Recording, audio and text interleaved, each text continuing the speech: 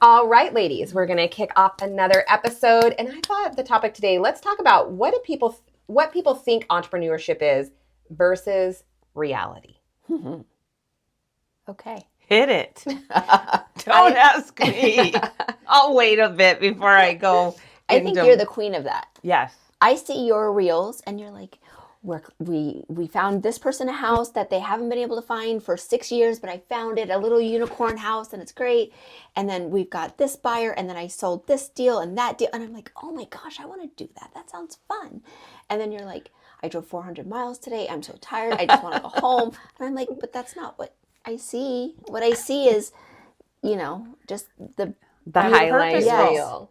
Yeah. I think that, yes. And I think that in all of us, we're watching people's reels and we think, oh, I want to go do that, or I want to do that career, but we don't show the nitty gritty of it. And I will have clients call and be like, hey, I think I'm going to get into real estate. You talk to me. And then when I'm done talking, they're like, okay, I don't want to do that. And I think the reality is that most people, if they have a job, they're used to that paycheck every 2 weeks. And when you start talking sales and the hours and the grit that it took and the years to get you where you are right now, that reality to them is like, oh, I don't want to do that. Yeah. That doesn't sound fun at all.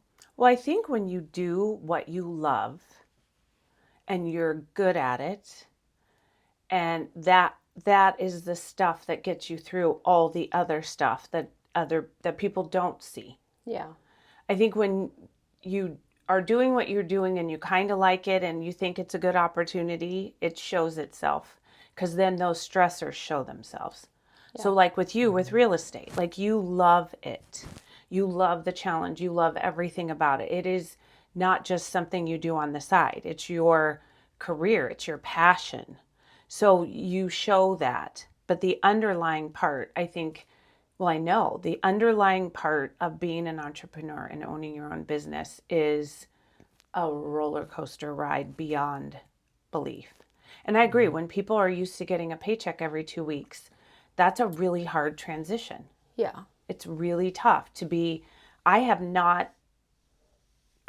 think I've gotten a paycheck in 9 years, but I don't know any other way of living going on 9 years now besides what I work for. Yeah. Mm-hmm. And that has so many ups and downs and challenges that are involved. And I do think that, I know people out there that I've even looked and been like, oh, they make everything look really wonderful. And that's great and good for them. And when you talk to them, sometimes people will be honest about what's going on underneath. And it doesn't mean that owning your own business is a hot mess all the time. No. But it is definitely not for the faint of heart. Yeah. It is definitely not. I think a lot of times when people are looking at those highlight reels, like, how long have you been in real estate? I've had my license for 25 years, but full-time 10 this year. Okay, so 10, and then you've had All About You for 9, right? I think people see those highlight reels, and it's not that we're not sharing what it's like, but you have so much experience behind you. So what would be difficult for someone just starting out, we've all had enough experience that, it is easier, right? And there are roller coasters, and I think people don't talk about that enough because you don't want to seem like you don't have it together. Because to me, entrepreneurship is one day you're killing it. The next day you're like, what am I doing?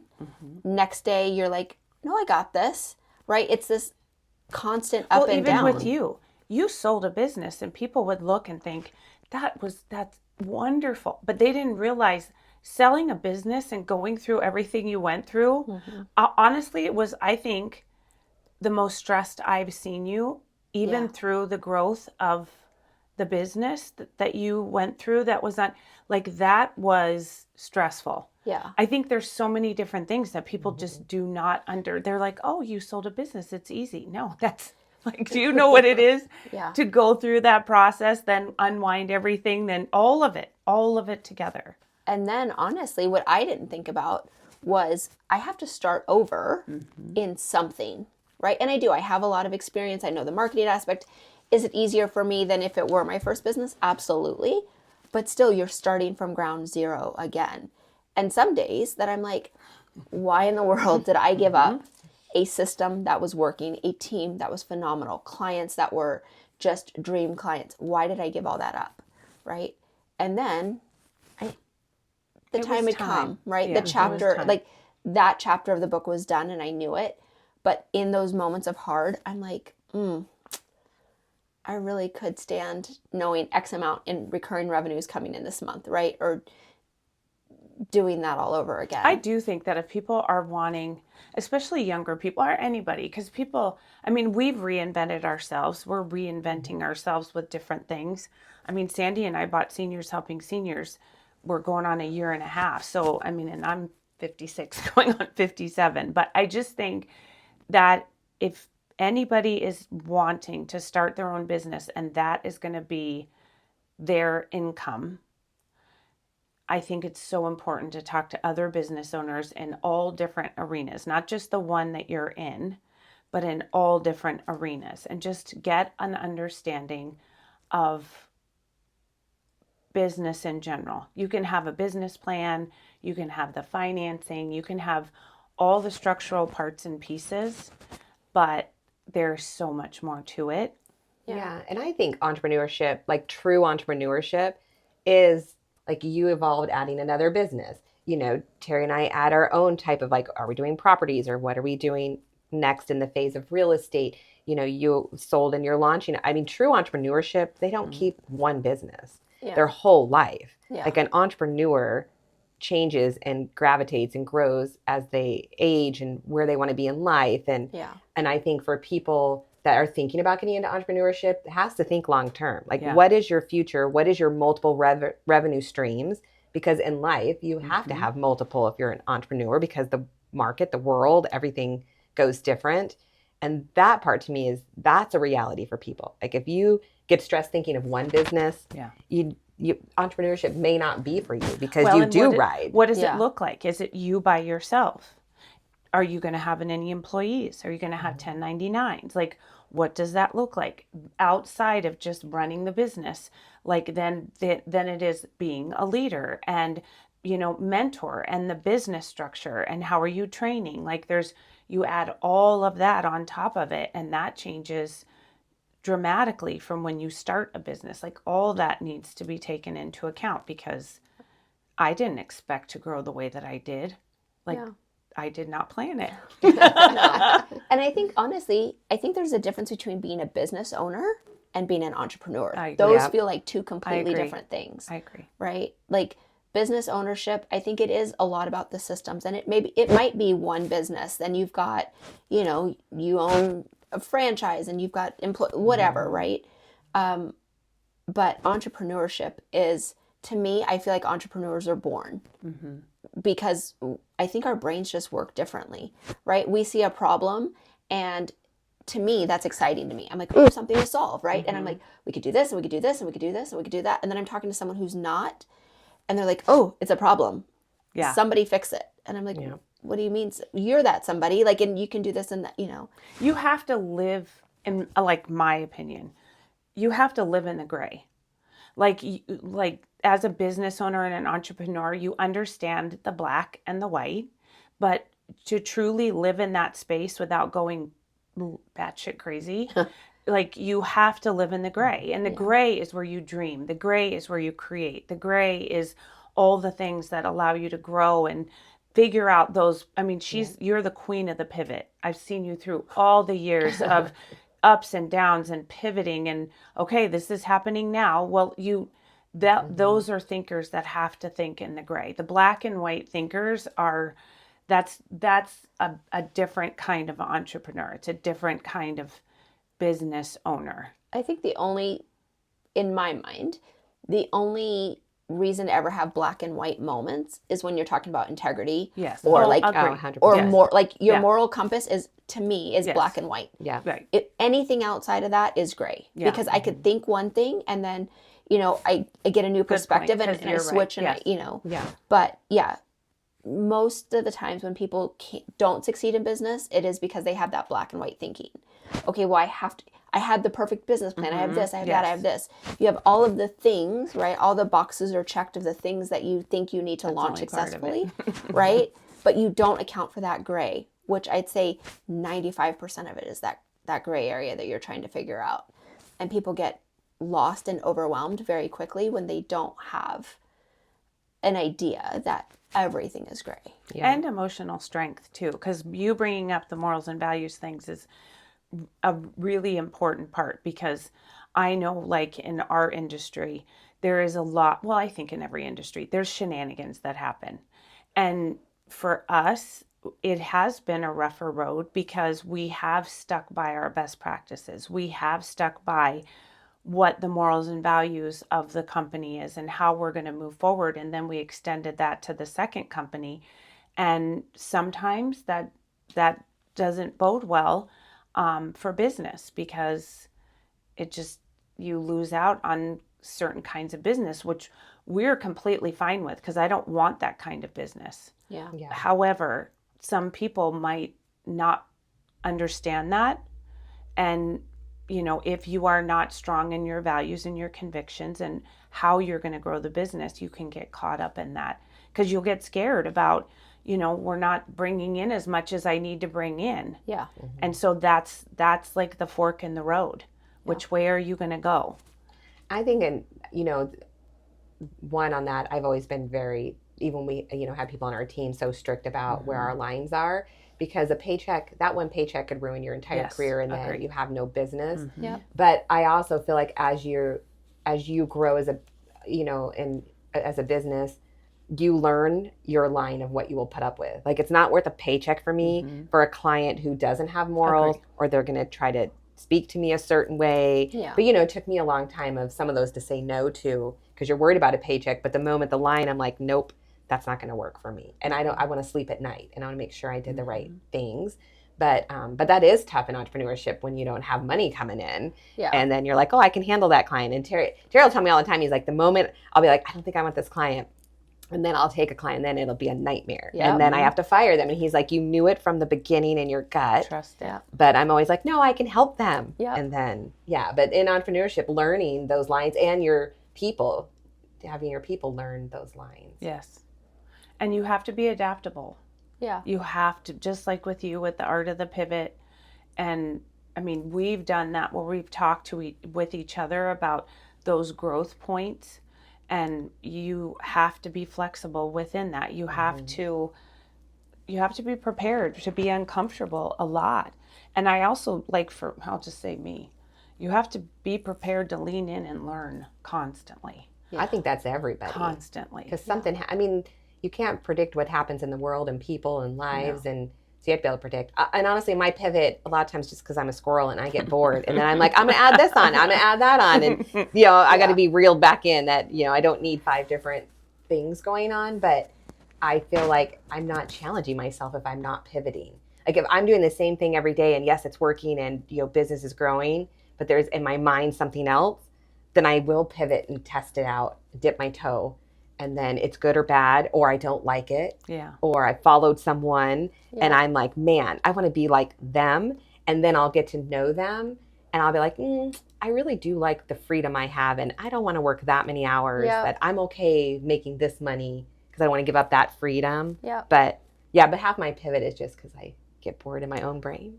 No, I think that in regards to pivoting and figuring out that next thing, that's looking at what are other people around me doing? Yeah. What is the marketplace doing, right?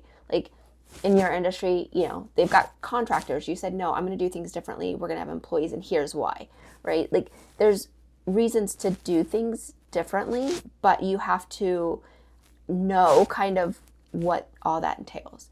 I hired people and didn't know about payroll taxes. And I was like, I'm sorry, what? Right? Or now I've got to pay workers' comp. And I was like, why? They're at their house. Like, what are they going to do? There's so many avenues that had I had a conversation with someone who is a couple of steps ahead of me, it probably would have saved me a lot of time, a lot of headache, I probably would have made smarter decisions. So I think part of understanding what the reality is versus what the myth is or what the highlight reel is is having a group of entrepreneur friends that you can run stuff by. You guys have saved me probably millions of dollars at this point over the years, but I'm like, I'm going to do this. And you guys are like, wait, let's think about this, and that. Or made me that kind of money by me saying, you know what? I don't think I'm going to do this. I think I'm going to stay small in my little comfort bubble. And you guys have pushed me out and said like, no, this is the time. This is right for you to do those kind of things, right? But so often we think, oh, I can do this.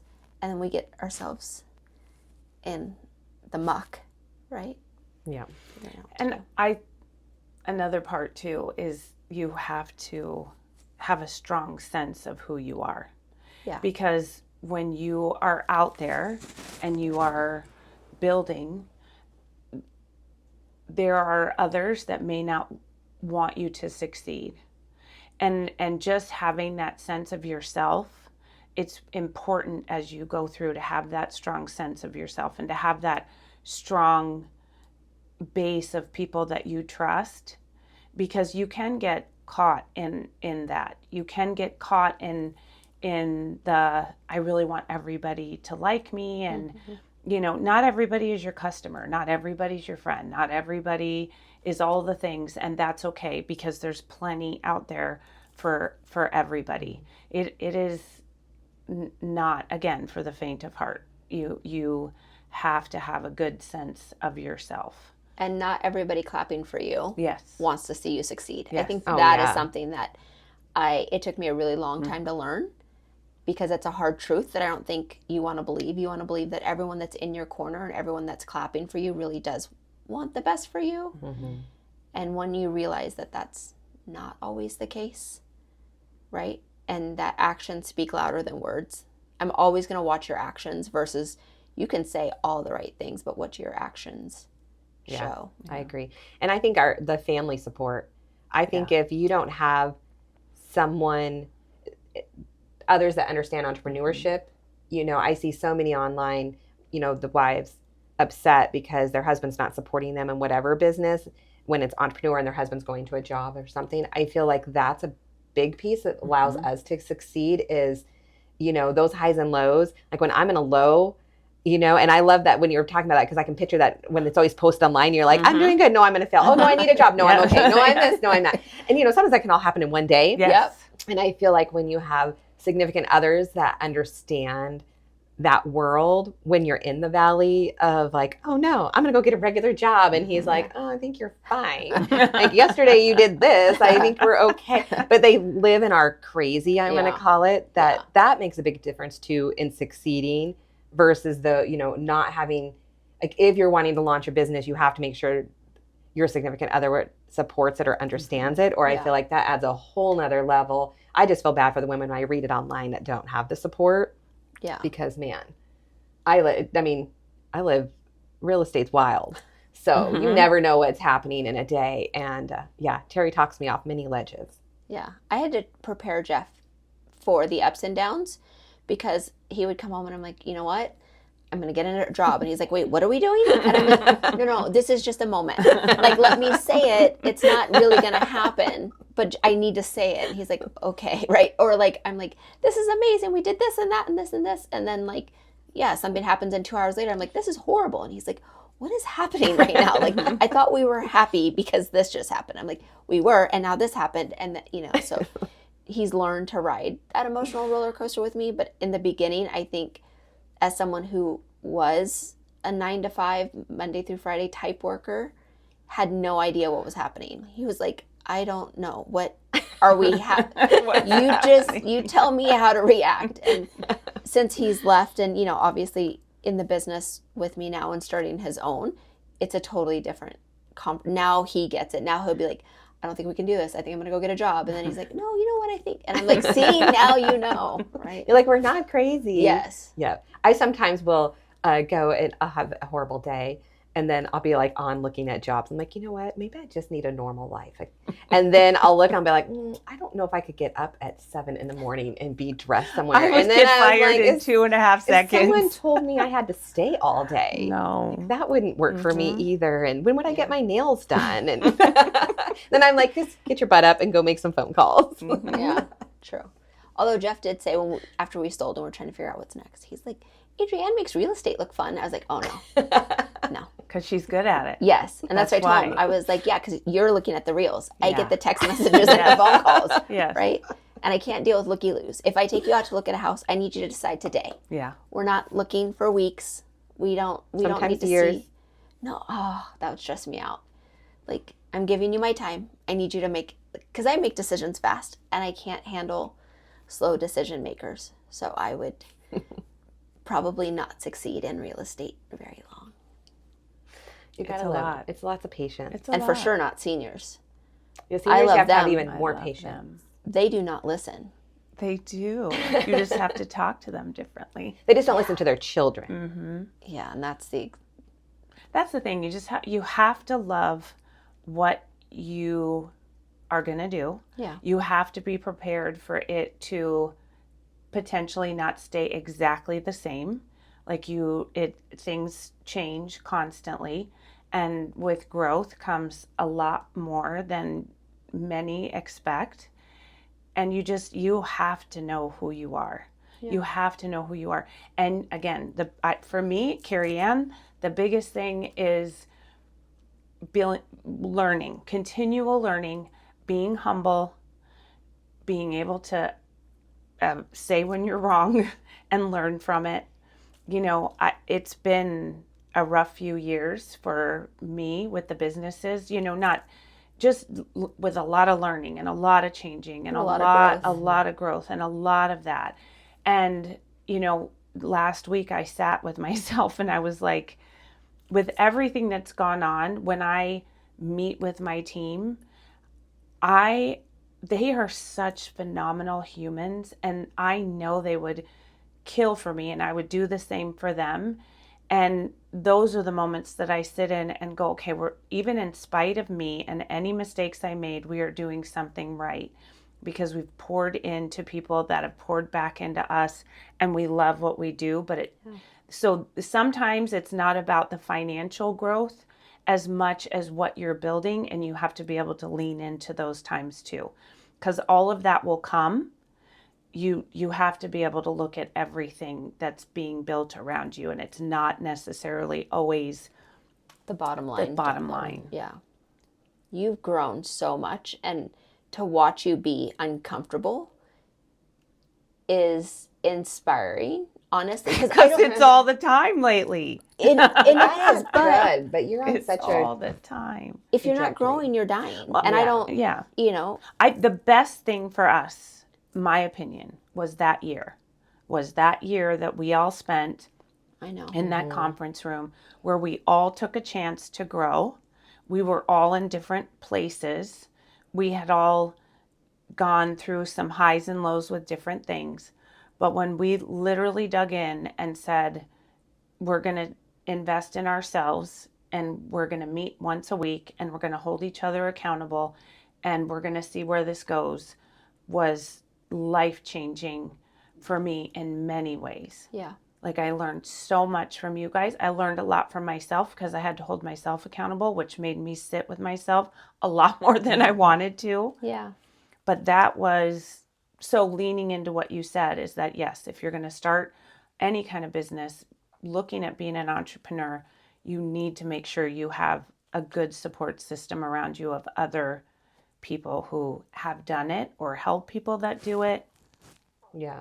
And I think the difference too, whether that group or the three of us, is that we're all in such different industries, but we're all entrepreneurs. And I feel like we give each other different perspectives in business and in life that allows us that vulnerability, because we're not in the same industries, but you've hired people, you've had the growth, like those things happen so much that it just allows the growth in you to open up about it. And different industries, vastly different industries, but still the same like fundamental issues around growth or hiring or, you know, P&Ls and all of the things, right? So even though they're different, there's enough similarities there that we do kind of leverage everyone else's journey, right? Because we'll get so much further if I can, you know, kind of avoid the mistakes you've made, or you can avoid the mistakes I've made, or whatever that looks like. that just allows us to get to that next level. Yeah, I agree. I feel sorry for anyone who's trying to do this journey alone. Agree. Because And it's not all bad. It is. No. There's so many wonderful things that come with owning your own business and being an entrepreneur. You get to see the building of things. You get to empower people. You get to, sit back and look at what you've built and the impact that you've made. And that is like you can't buy that. Yeah. You can't buy 100%. that. I think that's the best way to end Yep. on that note. Sweet. So let us know your thoughts on if you're an entrepreneur thinking about becoming one. We'll see you next time. Bye.